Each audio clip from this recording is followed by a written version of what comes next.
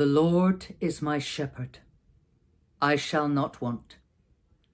He makes me lie down in green pastures. He leads me beside still waters. He restores my soul. He leads me in right paths for his name's sake. Even though I walk through the valley of the shadow of death, I will fear no evil, for you are with me. Your rod and your staff, they comfort me. You prepare a table before me in the presence of my enemies. You anoint my head with oil. My cup overflows. Surely goodness and mercy shall follow me all the days of my life, and I shall dwell in the house of the Lord forever.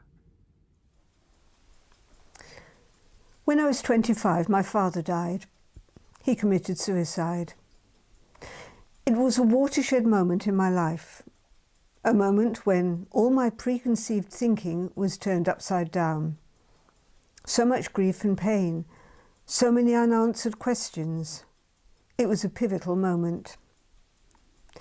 Many of us will have experienced such moments: the loss of a parent or loved one, the discovery of an illness, the loss of a job, of a home, moments when our lives have been divided into before and after, when the certainties we've lived with have suddenly been tossed away, and we are, in a sense, in a rudderless boat on a dark, windswept sea.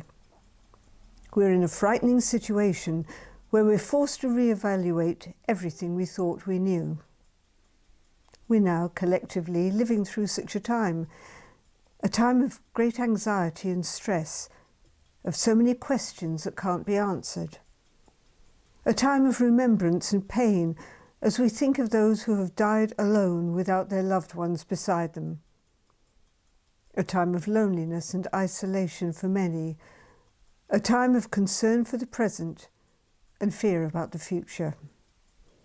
A time when the lives of everyone in the world have been turned upside down and nothing is as it was.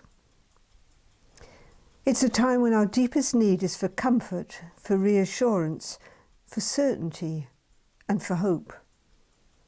We all need something to calm the soul. Psalm 23 was written as a song. It's generally agreed to have been written by King David. Perhaps he wrote it as a child when he was out on the hills looking after his sheep, watching for predators such as lions and bears. Most probably it was written much later, when David was king, written at a dark moment in his life when he was surrounded by difficulties and might well have been mourning the death of his beloved son, Absalom.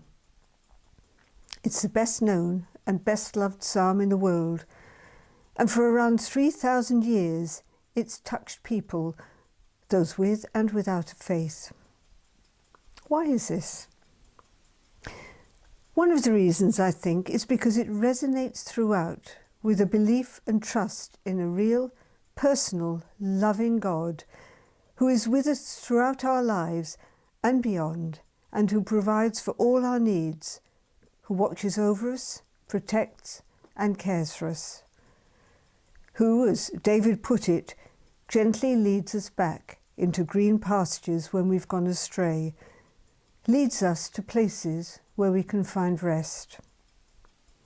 Even at the worst of times, when we're surrounded by enemies, when we walk through the valley of the shadow of death, God is a constant.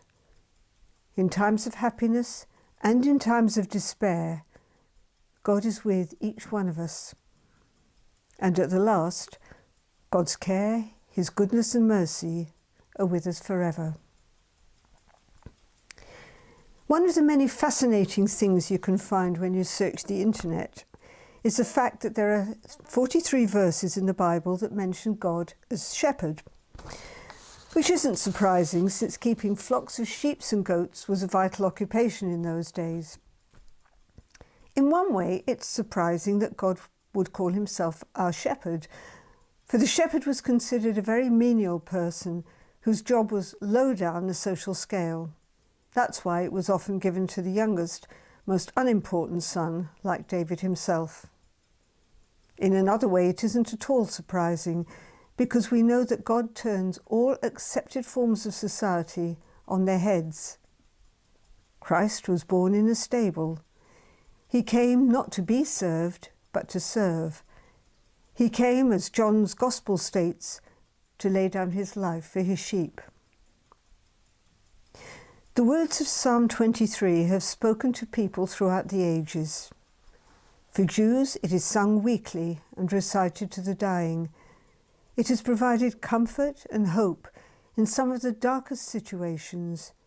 Its words are filled with trust in God's everlasting love and protection. It has spoken to people then, and it speaks to us now. Amen.